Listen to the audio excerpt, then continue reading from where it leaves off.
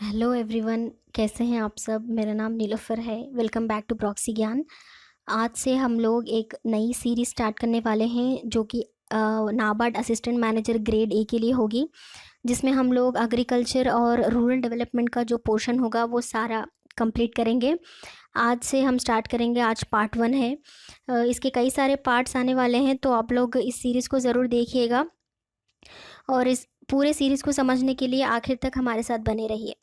तो आज का टॉपिक स्टार्ट करने से पहले एक इन्फॉर्मेशन आप सबके लिए। हमारे चैनल प्रॉक्सी ज्ञान ने एक इनिशिएटिव स्टार्ट किया है आप सबके लिए वन ऑन वन काउंसलिंग का। जो भी आपके एग्ज़ाम के रिलेटेड क्वायरीज हो या फिर कन्फ्यूजन हो, उन सबको दूर करने के लिए आप लोग ये सेशन बुक कर सकते हैं। बहुत ही रिजनेबल प्राइस पर है, तो ज़रूर विज़िट कीजिए हमारी वेबसाइट proxygyan.com। चलिए आज का लेक्चर स्टार्ट करते हैं। पहले पार्ट में हम लोग देखेंगे कि एग्रीकल्चर क्या होता है, उसका डेफिनेशन क्या है, मीनिंग क्या है, उसका इम्पोर्टेंस क्या है और उसके फिर ब्रांचेस क्या है। तो चलिए आगे देखते हैं।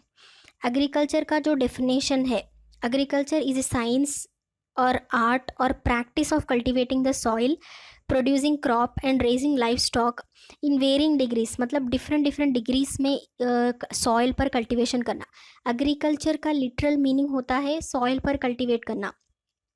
Agri means soil, cultural means cultivation in Latin. Okay, so agriculture is the science, art और practice of cultivating the soil.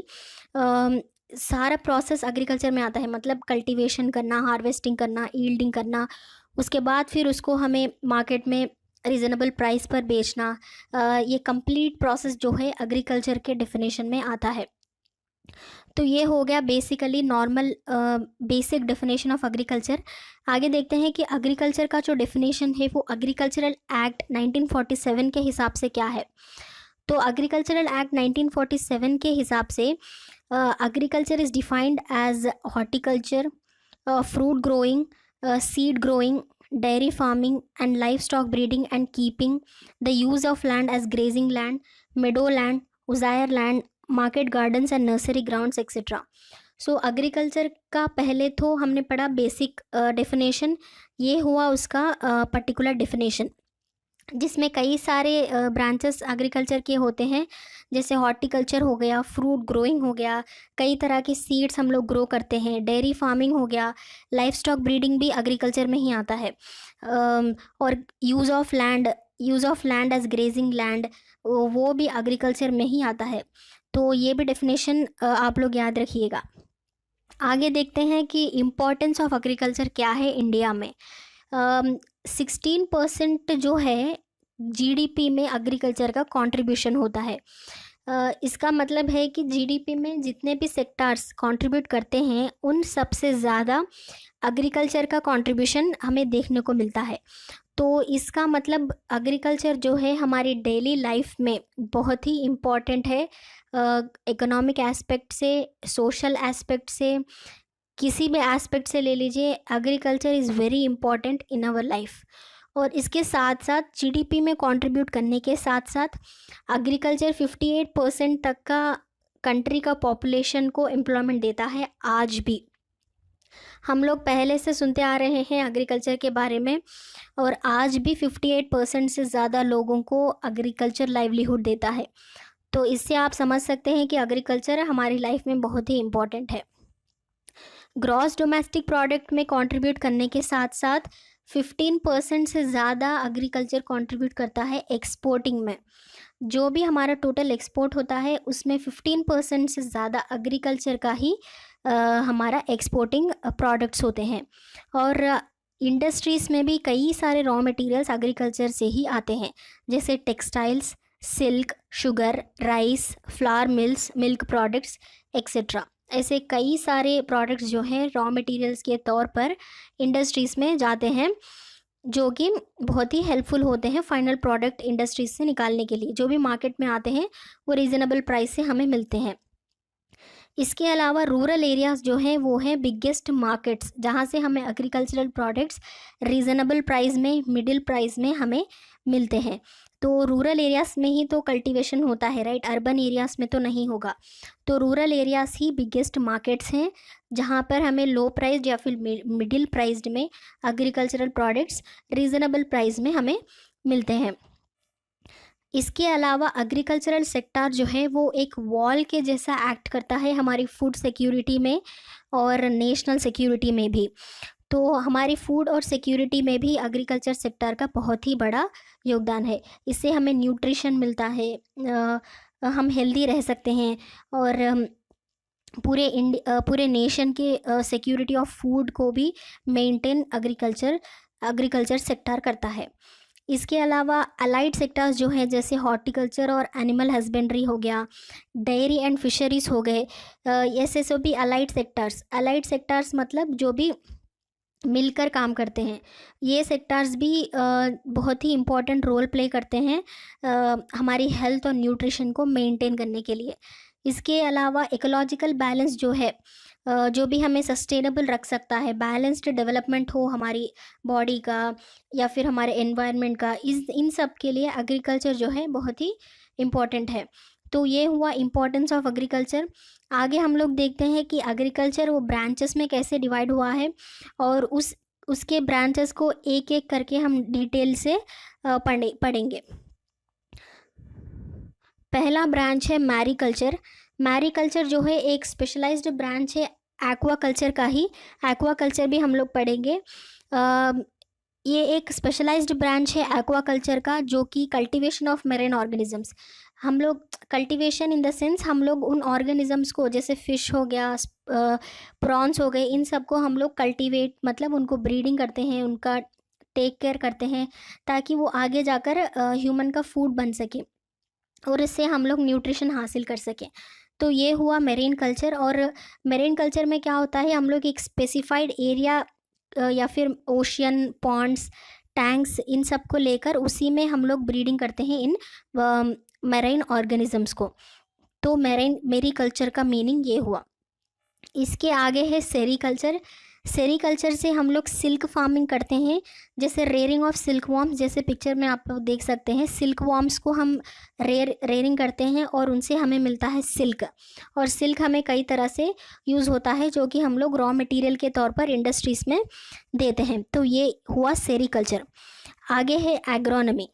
Agronomy जो है डील करता है कई सारे क्रॉप प्रोडक्शन को हैंडल करता है, जैसे फूड क्रॉप्स हो गए, फॉडर क्रॉप्स हो गए, ऑयल सीड्स, शुगर हो गया, फाइबर क्रॉप्स हो गए। द मेन एम जो है एग्रोनॉमी का वो है कि हमें इससे बेटर क्रॉप प्रोडक्शन हो और इससे हम लोग डिसीज़ कैसे कंट्रोल करें, जो भी प्लांट्स में डिसीज़ हो जाती हैं उनको कैसे कंट्रोल करें, और हेल्दी प्रोडक्शन एग्रोनॉमी से कैसे हो, ये हेल्दी प्रोडक्शन जो भी कल्टीवेशन से कैसे हो, ये एग्रोनॉमी देखता है। इसके आगे है हॉर्टिकल्चर। हॉर्टिकल्चर जो है वो पर्टिकुलरली डील करता है fruits, vegetables, flowers, ornamental plants, spices, beverages और कई सारे तरह तरह के चीज़ों को ये डील करता है हॉर्टिकल्चर। इसमें पर्टिकुलर से ये होता है कि ये स्पेशलाइज्ड जगह में जाकर ही इनका कल्टीवेशन होता है, जैसे आप पिक्चर में देख सकते हैं।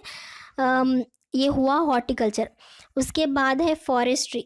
फॉरेस्ट्री में ज़्यादा डील होता है रॉ मटेरियल्स ऑफ फॉरेस्ट में हमें कई सारे रॉ मटेरियल्स मिलते हैं, जैसे रबर हो गया, टिम्बर हो गया, या फिर वुड हो गया। ज़्यादा से ज़्यादा तो वुड ही हम लोग फॉरेस्ट से लेते हैं, और वुड तो कई सारे जगह पर हमें यूज़ होता है, फर्नीचर में यूज़ आता है और कई सारे जगह पर वुड का यूज़ होता है। तो रॉ मटेरियल्स के तौर पर हम लोग जो भी फॉरेस्ट से चीज़ें लेते हैं उसको बोलते हैं हम फॉरेस्ट्री। तो ये हुआ फॉरेस्ट्री। नेक्स्ट है animal husbandry. Animal husbandry is nothing but life stock yielding.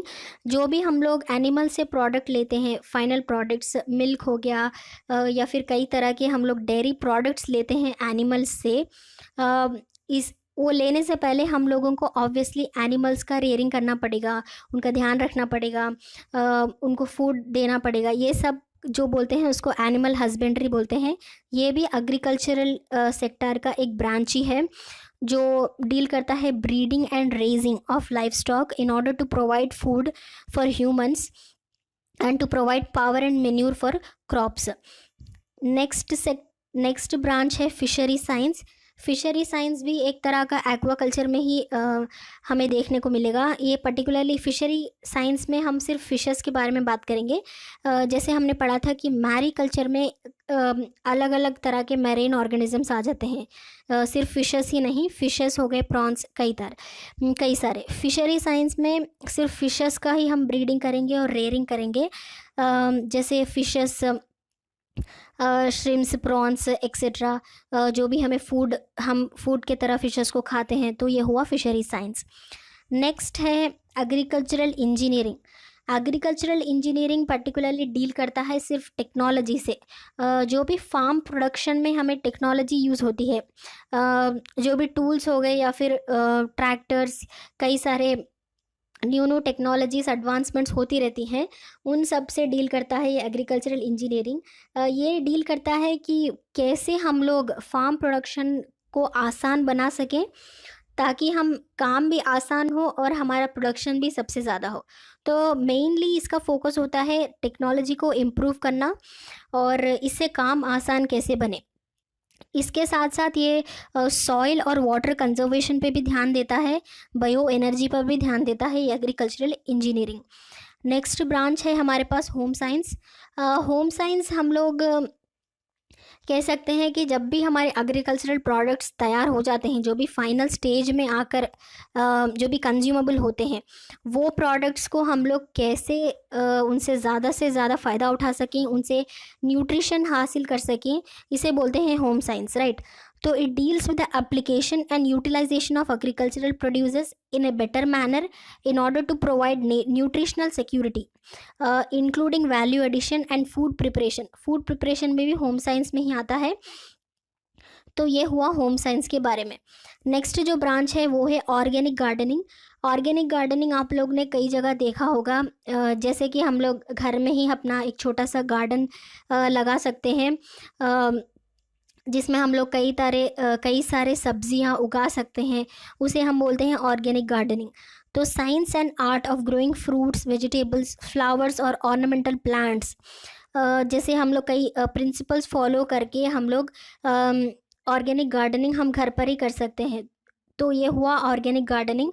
इसमें हमें मेंटेन करना पड़ेगा थोड़े प्रिंसिपल्स को फॉलो करते हुए, जैसे सॉइल कंजर्वेशन हो गया, पेस्ट मैनेजमेंट हो गया, हेirloom वेराइटी प्रिजर्वेशन, कई सारे प्रिजर्वेशंस, फर्टिलाइज़र्स को, पेस्टिसाइड्स को ध्यान में रखते हुए ये ऑर्गेनिक गार्डनिंग की जाती है। ये भी एक एग्रीकल्चरल का सेक्टर का ब्रांच ही है।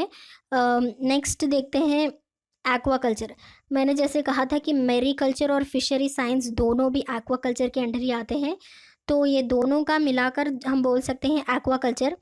Farming of aquatic organisms such as fish, crustaceans, molluscs and aquatic plants. इसमें सिर्फ फिशेस ही नहीं, कई सारे ऑर्गेनिजम्स, मेरीन ऑर्गेनिजम्स एक्वाकल्चर में आते हैं। तो ये एक्वाकल्चर भी बहुत इम्पॉर्टेंट है क्योंकि फ़िश में भी हमें कई सारे न्यूट्रिएंट्स मिलते हैं, जिससे हमारी हेल्थ के लिए बहुत ही अच्छा होता है। तो एक्वाकल्चर इज़ वेरी इंपॉर्टेंट, जो कि एग्रीकल्चरल सेक्टर का ही एक ब्रांच होता है।